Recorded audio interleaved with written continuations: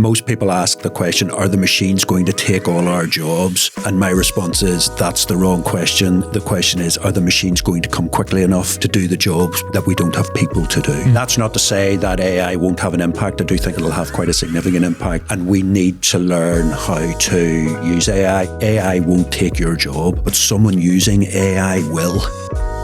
Welcome to Workplus, the podcast that shines a light on the people doing good work across Northern Ireland. I'm your host, Richard Kirk, founder of Workplus. I've spent years working with employers, schools, colleges and universities, helping young people and career changers to make better informed career decisions. Each week, I sit down with real people doing real jobs to explore how they got there, what they've learned, and why their work matters.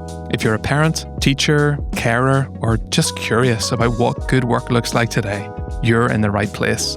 Let's dive in. Gareth, so delighted that you've joined us today in the studio.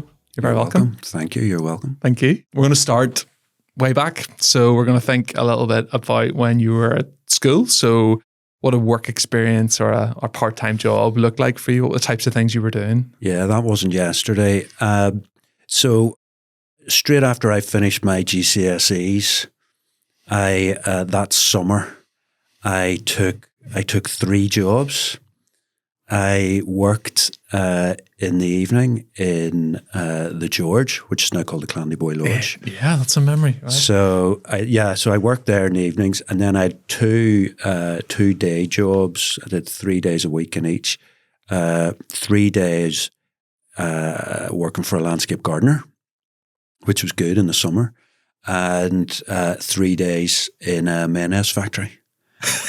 And I also cut lots of neighbours' grass. That was on a Sunday. So I was working 7 days a week when I was 16 years old. It was a good learning experience in terms of this is what the world of work looks like. But it also taught me that I wanted to stay in education for longer. This is fine for a few quid, but I need to stay and enjoy education a little bit longer. So I'd refocus my attention and efforts on an academic pathway. But that's an uncommon level of work experience or jobs that you had at that stage. Like, how was it something that your parents or were just your friends all working in mayonnaise factories as well? Where did all that come from? Yeah, I guess I was fortunate. So the bar job, I think, was just that's what people of my age did back in the sort of early 90s, actually late 80s. Who am I kidding? And so I applied for a job and managed to get it. As the landscape gardener, there was a friend from school was working for a landscape gardener, and he said, do you have anyone else? So he gave me a call and I said yes. And the mayonnaise man, as I referred to him as, so he was a neighbour and he was looking for someone for 3 days a week on the production line. It kind of all came together and worked well. And I did enjoy it. I mean, all of those experiences, they were very different, but in their own way, they were enjoyable. Yeah. What made them enjoyable? What some aspects of them and things that you were doing while you were there? Well, I think, and I suppose this is maybe an important point, is you're working, and it's not all fun. If it was fun, they wouldn't call it work. But what you learn very quickly is, what I learned at least very quickly, is to try to find what was good and enjoyable about the different elements of the job. And so the landscape gardening was good in that there was 3 other guys, similar age, sort of late teens, early 20s. And that was just good fun with those guys. You were outside. It was the summer. Working in a bar is good from, just a lot of social life around that. So that was interesting. And then the mayonnaise factory, I think what the mayonnaise factory taught me was it actually gave me an interest in how businesses work, because although this was a small business, it was very profitable and very successful, and it made me think much more about, okay, so why is this business more successful and making more money than another business? So it kind of piqued a curiosity in me around business, Yeah.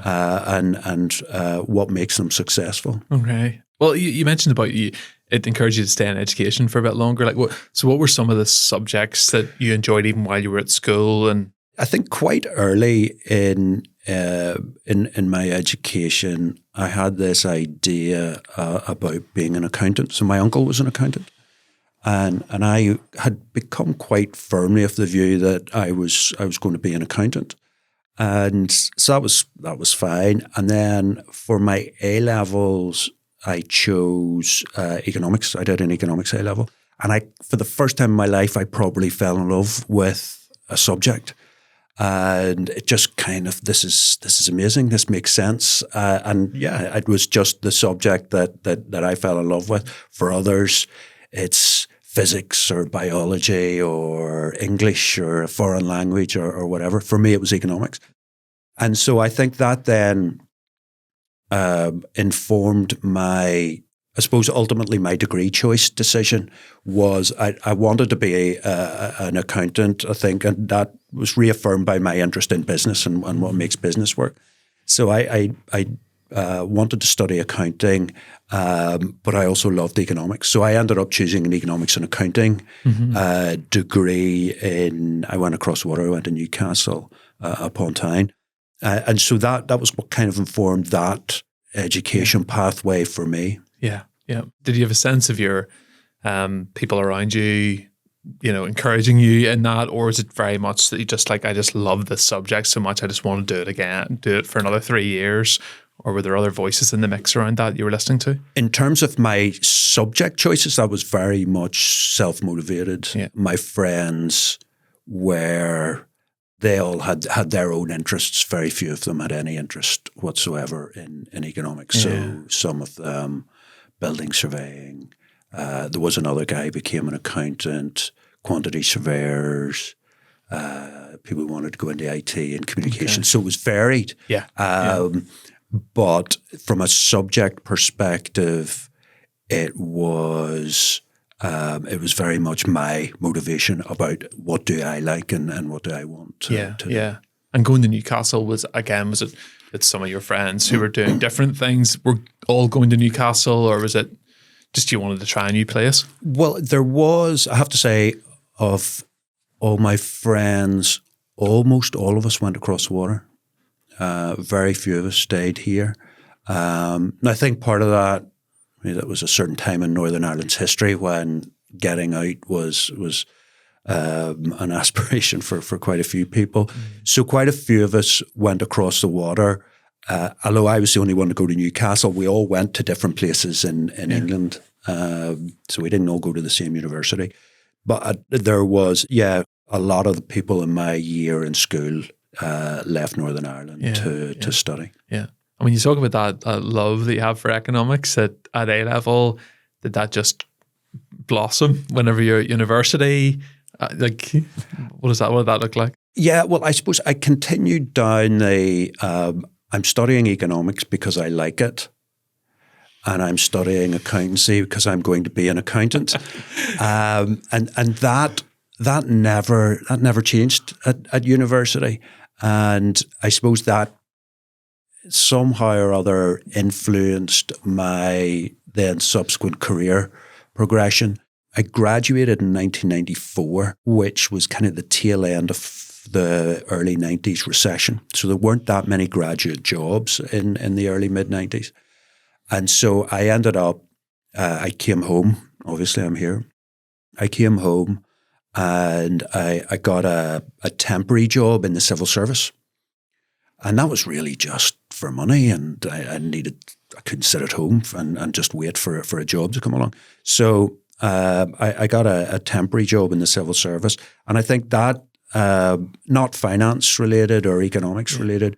It was a temporary job, so it was always seen as a short-term measure. But what that did was opened up. There are jobs in the public sector here too. I'd never thought about working in the public sector before. And as a result of that, the audit office became recruited. We're looking for graduate recruits. So I applied for a job in the Northern Ireland Audit Office, which would not have been a consideration had I not have been working in the civil service before that. And I remember to this day, so there are two divisions within the Northern Ireland Audit Office.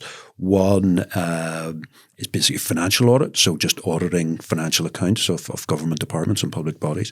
And then there's a separate what's called the value for money division. And they look at and evaluate government programs, spending programs. Have we spent 10 million, 100 million pounds a year? Has that been well spent and delivered good outcomes on this area? And I remember in the job interview, I obviously researched the work that they did. And I thought, well, that actually looks quite interesting.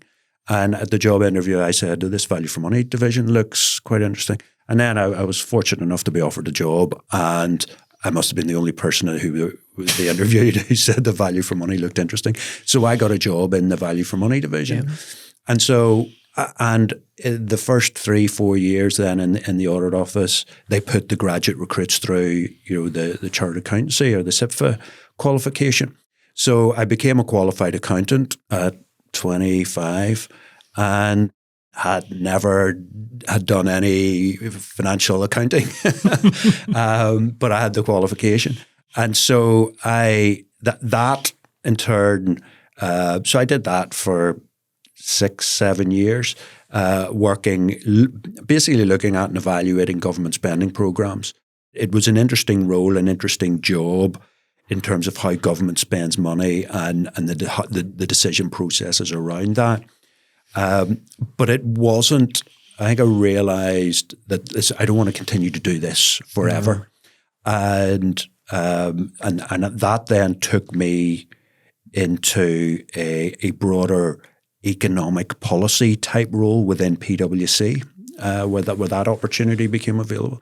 One thing that I would say, I suppose, to anyone who's interested in a role in finance or accounting or that whole area, is audit is a really good place to learn your trade. You find out what works, what doesn't work, why things don't work from a financial point of view, the importance of governance, the importance of accountability, all those types of things that not many people recognize the importance of. And I still see it today. People who haven't had that grounding earlier in their career don't understand to the same degree the importance of those sorts of things. So you learn a lot of skills. And even, so there's this notion called the audit nose, and as in the nose in your face, which is whenever somebody presents something to you that doesn't seem right, the audit nose picks up very quickly, this doesn't smell right. And it's a skill that comes from looking at different areas of spend. You're like an investigator, like forensic. Almost a little bit like that, where obviously in a role where you're questioning what people are doing, they'll give you a story to explain what they did. And when you're young, initially you accept that, and then you develop a skepticism. What does this sound right, really? And so anyway, you develop that. You develop that skill to be able to, I suppose, ascertain when people are these people being genuine? Does this seem reasonable? And those sorts of questions, which carry forward then into any walk of life. Really, it becomes very useful. And it's not being negative or critical, but you can very quickly identify, right, well, this is why this won't work. Yeah. I've been here before. I've seen this movie. It's not worth watching again. And you need to put A, B, and C right. And that's a useful skill in lots of areas of the economy and in any sector that you enjoy. So that was kind of that audit background is something that I would recommend to a lot of people that are interested in working in finance more broadly. But it wasn't somewhere where I wanted to stay. Now, it is for some people, and that's fine. And that then moved me into to PwC, where I was working more on business cases, again, evaluations, and other project work. that was, well, we've got these problems. So, ministers, politicians will have their priorities and they want to achieve them. And say, well, what policies are you going to use to achieve that outcome? Mm-hmm. So, for example, to pick one that's very common today. So we have Northern Ireland has very high levels of economic inactivity, and every politician wants to reduce economic inactivity. So, okay, what policies are you going to put in place to do that? So that then became a very sort of a particular area of interest. So politicians are very good at telling you what their aims are, what they want to achieve. I'm interested in, well, how are you going to achieve that? Mm-hmm. So how are you going to grow the economy? How are you going to create these better jobs? What policies do you put in place? And so that was the start of the focus then in PwC and the work that I was doing in PwC. I was in PwC for 10 years.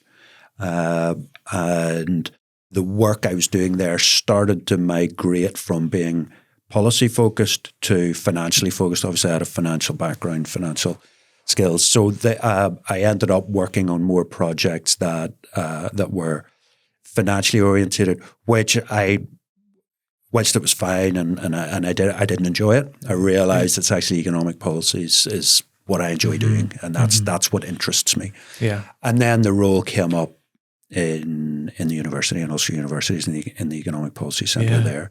And so I went for that. And was that a unit that was already set up, or were you coming in almost to pioneer that work? So it was initially, it was set up initially by Neil Gibson, Neil's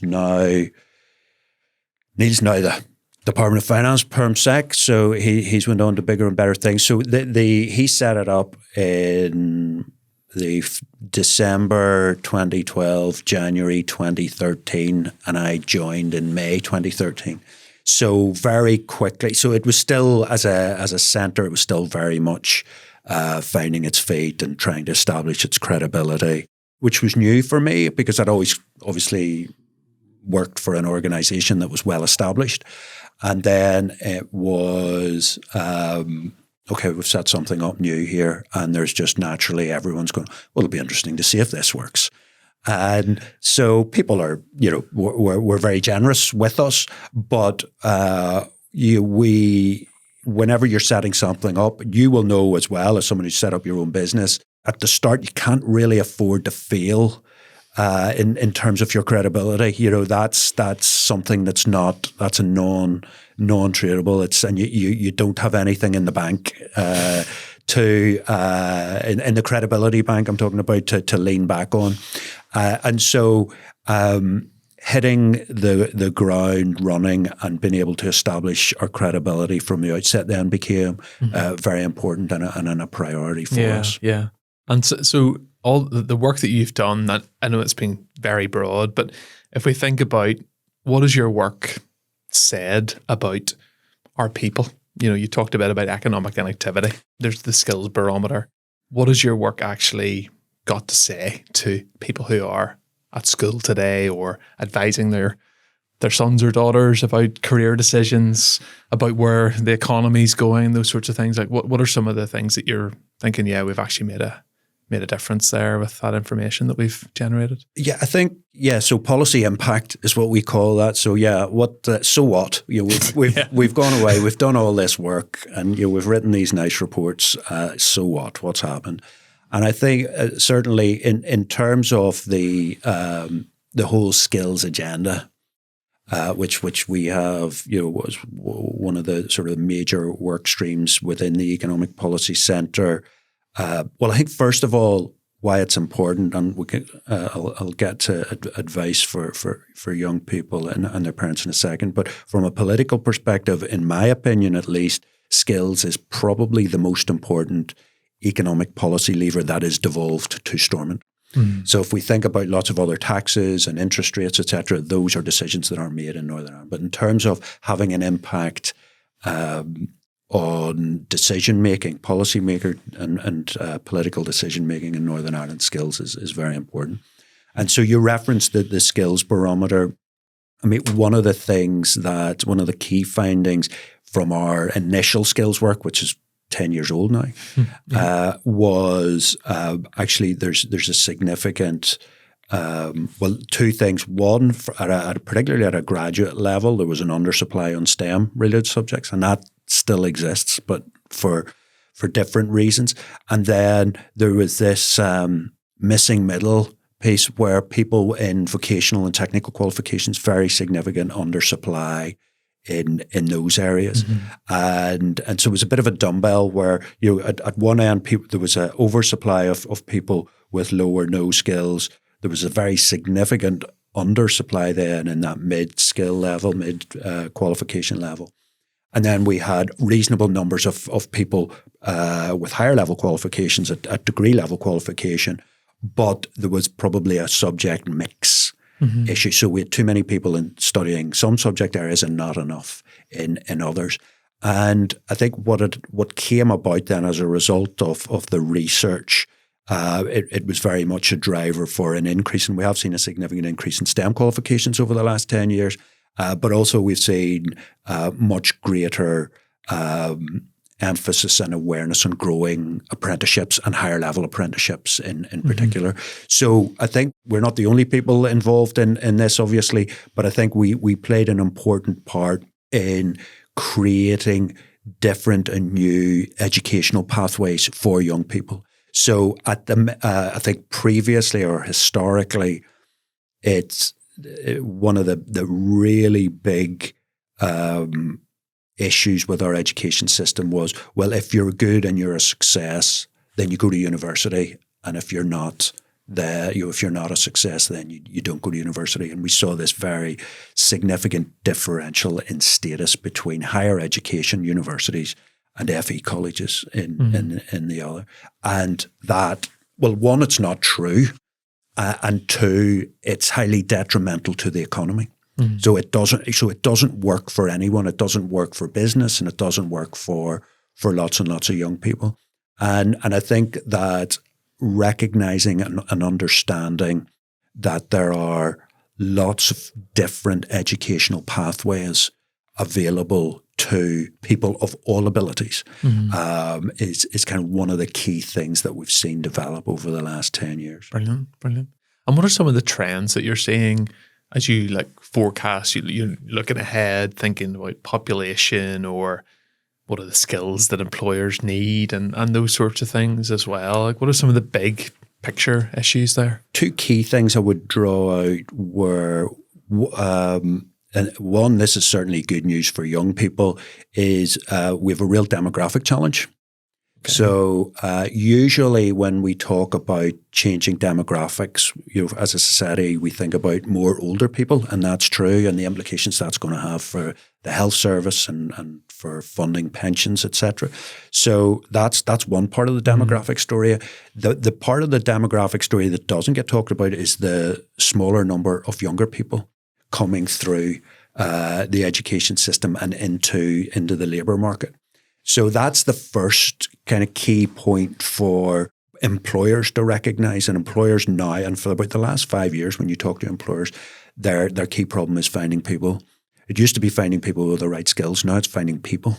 And that's the new normal for employers. There's no big demographic dividend coming down the track. The numbers of young people are falling and will be lower in 10 years' time than it is now. That's a separate issue for the education estate and what that means for schools. But I guess what that means is that for young people coming through with ambition and endeavour and effort, there will be job opportunities for you. So that the demographic piece is good. The second big point and this is changing particularly over the last 5 years, is technical skills. And by technical skills, I'm talking about the sorts of skills that you get qualifications for, whether they're in IT or in finance or in health, whatever the subject area that you're interested in. Those technical skills have been really important and will remain very important. But in addition to that, we're seeing employers putting increased emphasis on what we call transversal skills. So transversal skills are like people skills. So are you a good communicator? Can you work as part of a team? Are you a good problem solver? Do you have initiative?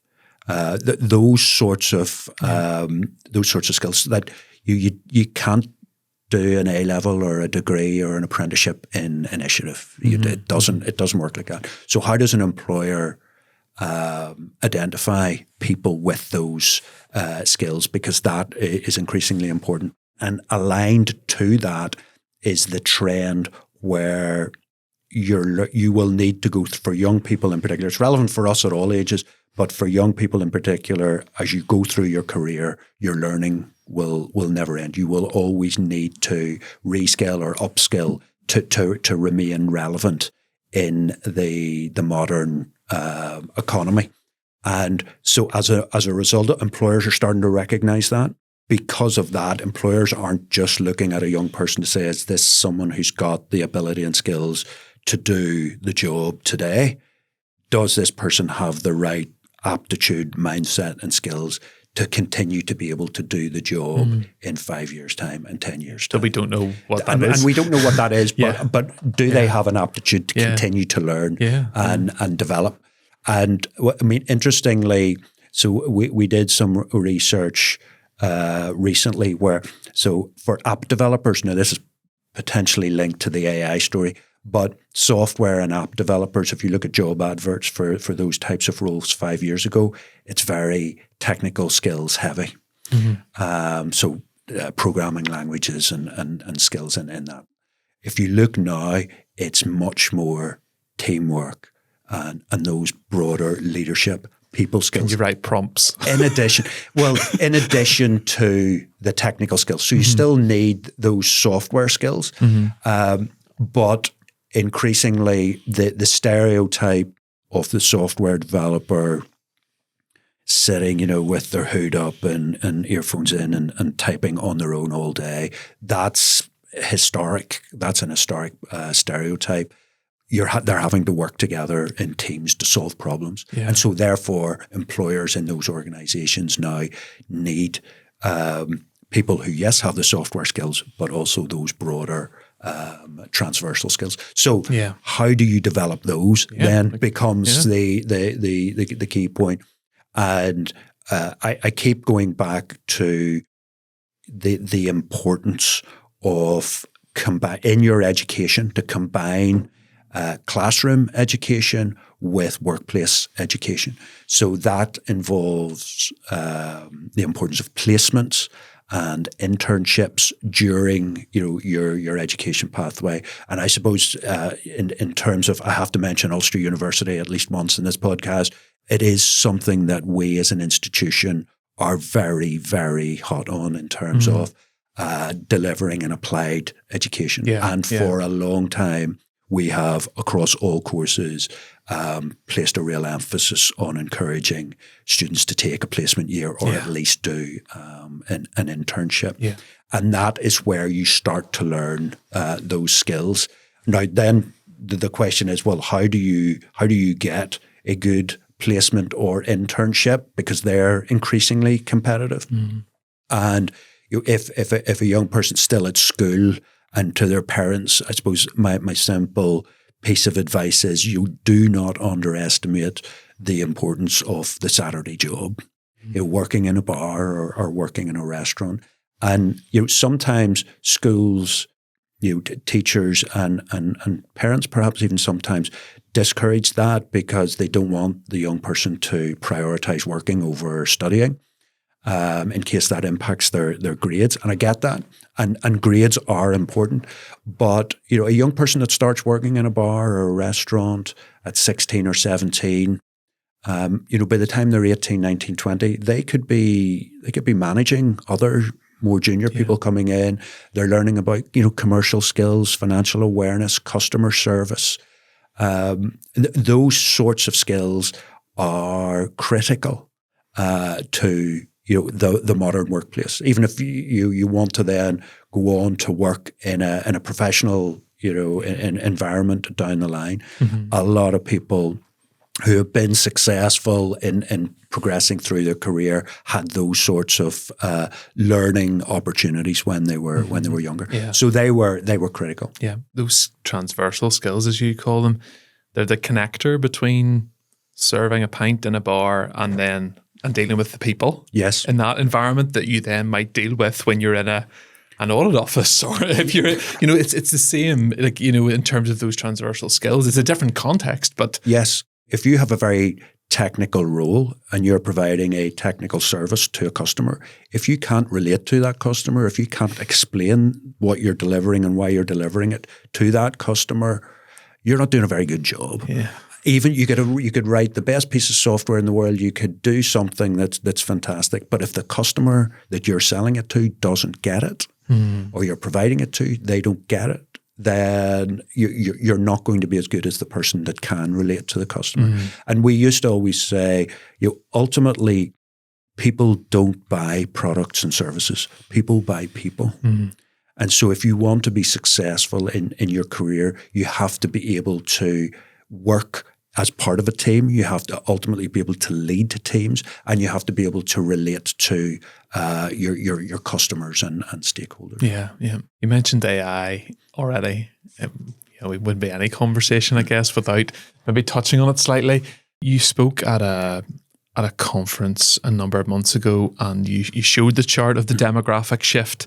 And I'm trying to paraphrase here, but essentially what I think you said was that it's almost as if AI isn't going to come quickly enough to solve the problem of the declining number of people that are available to work in our society.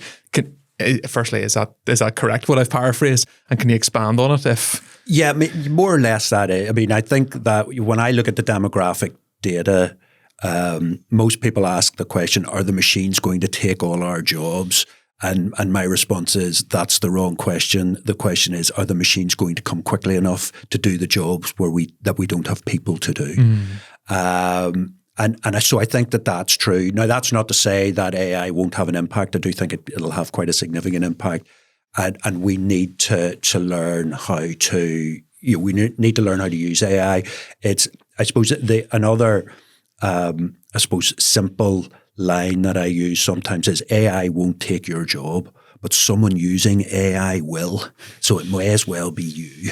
So it's a skill that we all need to learn and develop. It's a bit like resisting AI is like an individual or a business resisting IT. Back in the 80s, you're bound to fail. And that isn't something to be frightened of. I think there's an opportunity there that we all need to we all need to embrace. Yeah. So I guess I look at AI as any other technology. We've seen huge numbers of different industrial revolutions.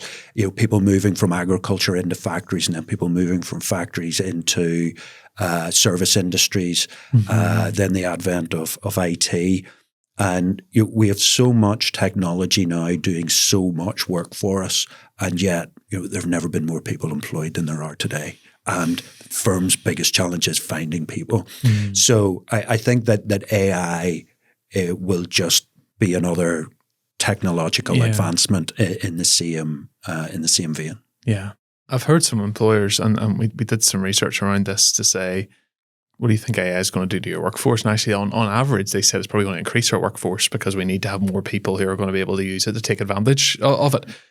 But I can't help, there's something in the back of my mind that's just thinking, but these are private companies that are developing this AI, and they're developing the know-how and the capability that humans have had to this point, and they're aggregating that into these models. And yeah, I'm just interested to sort of see what happens to those who don't have the ability to benefit from it all.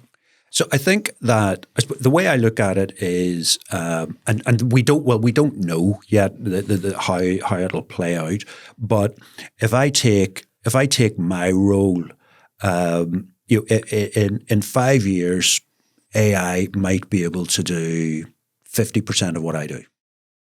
Now, does that mean that my employer turns around to me and says, Gareth, we only need you to come in 2.5 days a week now?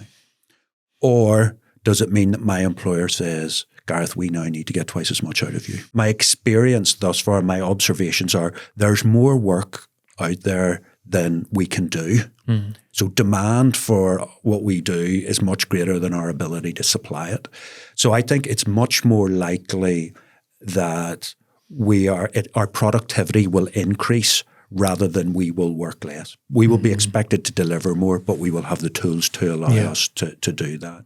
And I recall speaking recently to an HR, I won't name them, an HR person in a software company, and is a large multinational software company, and they had there'd been a news article a couple of weeks before that had indicated that this software company was now using AI to write 30% of their software.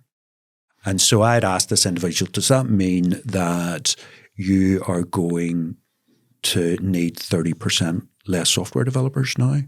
Or does it mean that you're going to write 40% more software? And he said, well, as an organization, we're still working that out.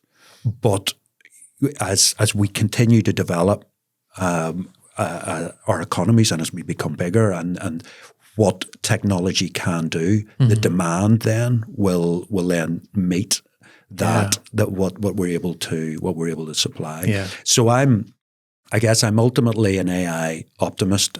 That's not to say it won't bring disruption. It will. I suppose one obvious example. So the largest employer, the largest occupation for lower qualified males is driving. Taxi drivers, van drivers, bus drivers, and in 5 to 10 years' time, we're not going to need drivers, taxi drivers anymore. They'll all be self-driving cars. So that's going to be an issue. And how do we take those people who are in those roles that are going to be replaced, and how do we reskill them? Now, there are also where are the big areas of increased demand for services, and where will that change? Going back to the demographic point, much more older people needing care. That's much more difficult to automate. And so therefore there will be significantly more roles in those areas. Now, drivers tends to be a male-dominated occupation. The caring profession tends to be a female-dominated occupation. So we may need to see those sort of gender stereotypes break down, where more men, for example, working in the caring profession. So definitely there will be there will be that disruption. And it was funny again. I was talking to some sixth formers recently. I went into the school, and it just kind of occurred to me they were in lower sixth, and when I was in lower sixth, I learned to drive, and I thought my grandfather was the first in the family to learn to drive. My grandfather learned to drive. My parents obviously learned to drive. My generation learns to drive. My son and his generation will learn to drive, but their children won't. So there'll be 4 generations of humanity that will have learned to drive, and after that, we won't need to learn to drive. Computers will do that for us. So it's not without its challenges, and we need to recognize that.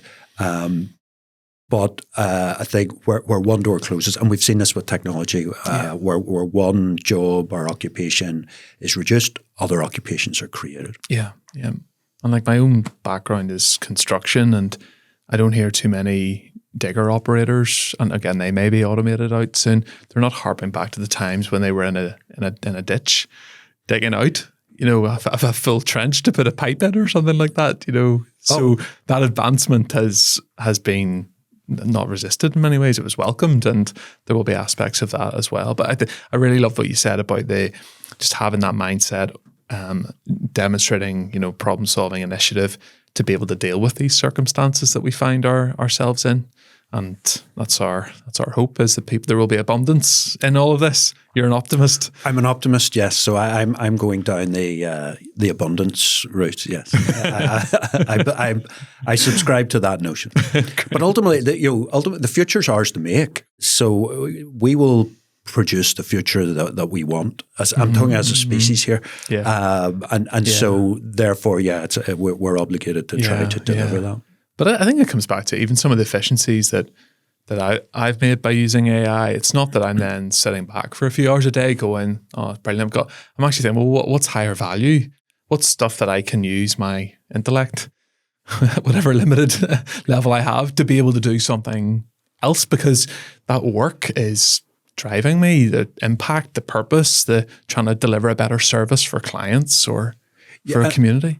So I think that's good. So it's a difference between your task and your role. The tasks within your role will be you have to read emails, and you have to write emails, and you have to read reports and produce graphics, and you spend a lot of time doing those tasks. AI can do those tasks, so then that will allow you to go and meet new customers, meet employers. You can do more of what many would say as the more interesting part of your role, and do less of the more mundane administrative side. And you can also lean into AI for insights and to help with your decision making. But ultimately, you need to be good at what you do to get the best out of AI. So people are very concerned about, well, is there any future in me being a software developer because AI can now write software?